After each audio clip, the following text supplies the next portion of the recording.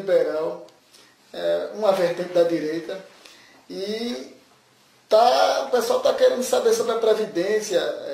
Os movimentos de direita são a favor da Previdência, porque entendem que está um colapso, entendem que tem 17% de pessoas que são privilegiadas, que sugam todo o recurso da Previdência. Vemos também o teto da iniciativa privada quanto à integralidade do servidor público, juiz com aposentadoria compulsória, político se aposentando com 12 anos. Né?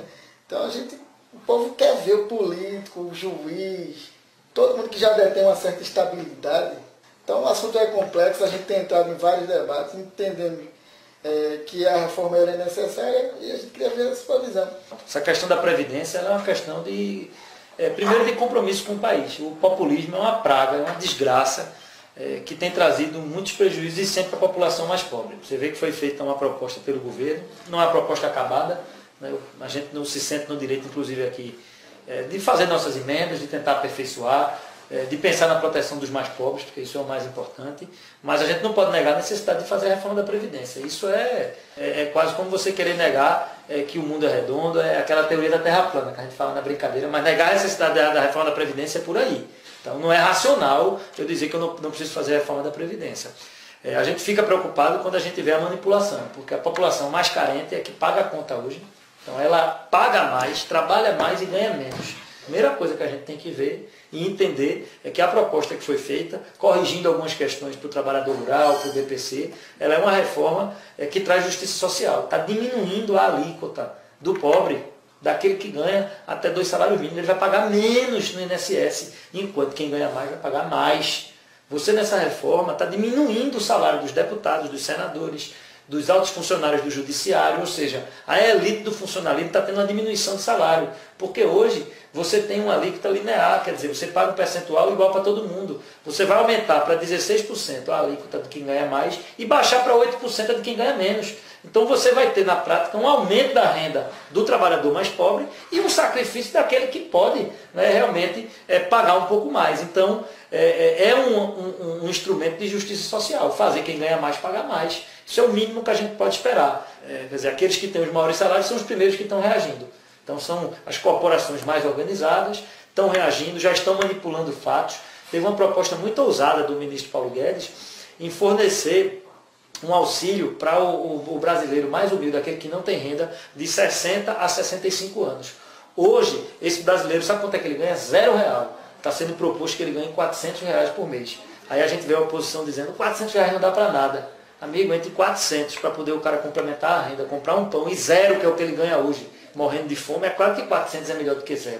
Mas você veja como o debate ele é manipulado no intuito de exatamente fazer com que as pessoas fiquem contra qualquer modificação, quando na verdade o que eles querem é manter seus privilégios. O deputado que está contra a reforma da Previdência é porque ele não quer perder a boquinha dele.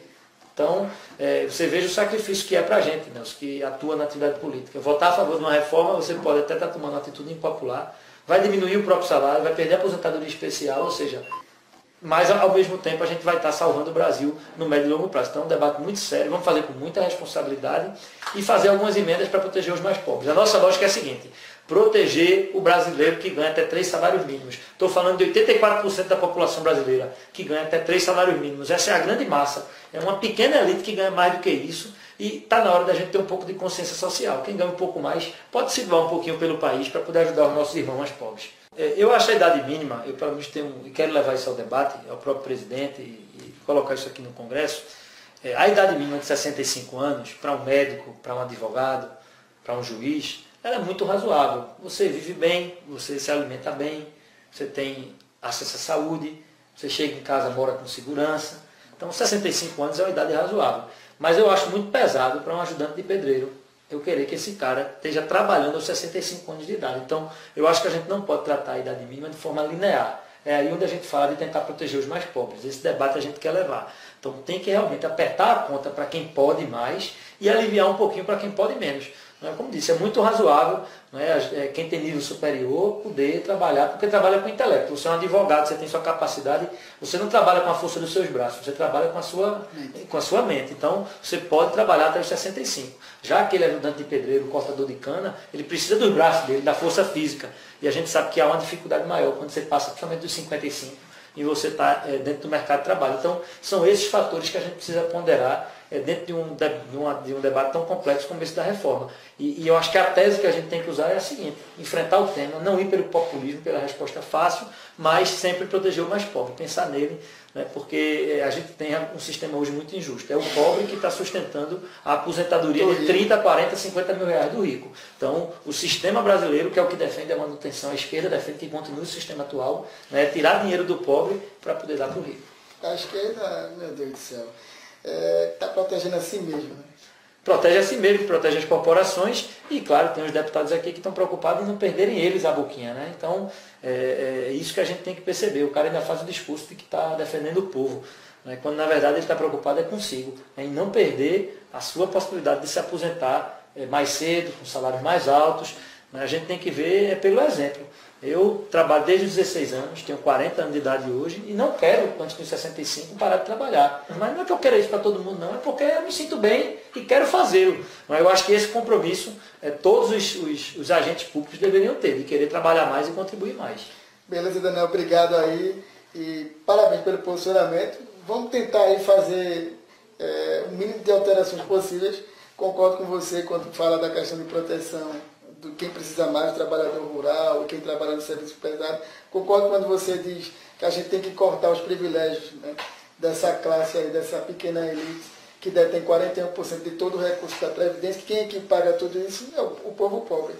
E parabéns pelo posicionamento, assim você vai longe. Vamos tentar passar isso para melhorar o Brasil, dar uma garantia, uma segurança jurídica para aquelas pessoas que possam contar com a aposentadoria no futuro. É melhor do que não ter nada, entrar num colapso e, enfim, não ter mais perspectiva.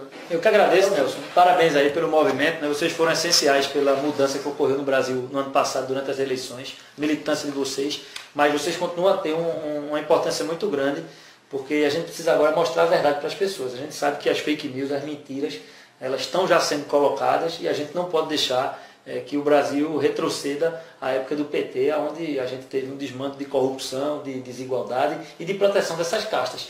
Esses últimos anos, 20 anos no Brasil, o que a gente teve foi sempre os mais ricos ficando mais ricos e massacrando o grande povão. Então, quem sabe agora não é hora da gente mudar. Pela primeira vez na história, está se diminuindo o salário de deputado e, ao mesmo tempo, aumentando a renda do trabalhador, diminuindo o que ele paga de INSS. Isso é uma coisa que nunca foi proposta no Brasil, né? Fazer tirar do rico para poder, pela primeira vez, ter um ganho para o pobre.